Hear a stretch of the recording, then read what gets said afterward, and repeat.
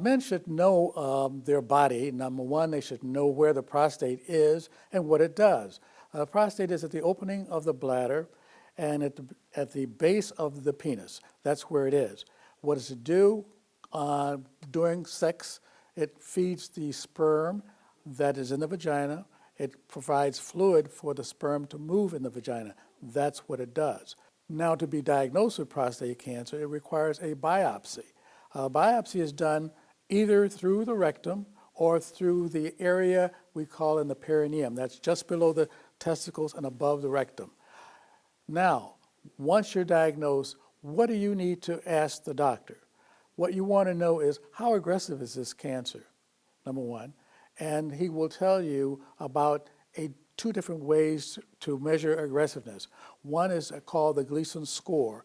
That's a score between 2 to 10, but we never see 2, 3, 4, and rarely do we ever see a Gleason score of 5. It's 6 through 10 are the Gleason scores that we see. And the 6 is what we call a low-risk prostate cancer. A 7 is an intermediate risk, which is now called unfavorable and favorable. So we divide that into a 7, 3 plus 4, meaning a favorable risk, 4 plus 3, meaning an unfavorable risk. 8, 9, and 10 are very aggressive cancers. So that's what they need to know, and the doctor will tell them that. In addition, they may want to know, doctor, do you think my cancer is confined to the prostate on rectal examination and by the PSA? And the doctor will explain that. On rectal exam, it feels like it's within the prostate, does not feel like it's outside the prostate.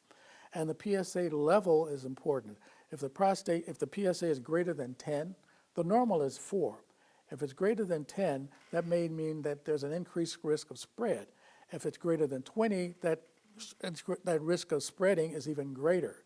So the level of 4 is normal, but again, if it's less than 4, it does not mean you have cancer. You may have cancer, and it may be a very aggressive cancer. What we know is the cells of the prostate, when they're abnormal, when they're aggressive, they are very abnormal and don't produce much PSA.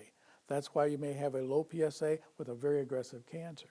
Now, they also want to know, what do I do now? Do I have it treated, or I watch it? People are talking about watchful waiting.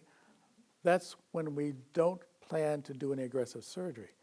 But active surveillance is when we plan to do surgery if the cancer progresses from a low risk to a higher risk. Also, on the day of diagnosis, you need to discuss with the physician your family history, whether it's a family history of prostate cancer or multiple cancers in that particular family. So this is the kind of information you need to discuss with the doctor on the first day of the diagnosis.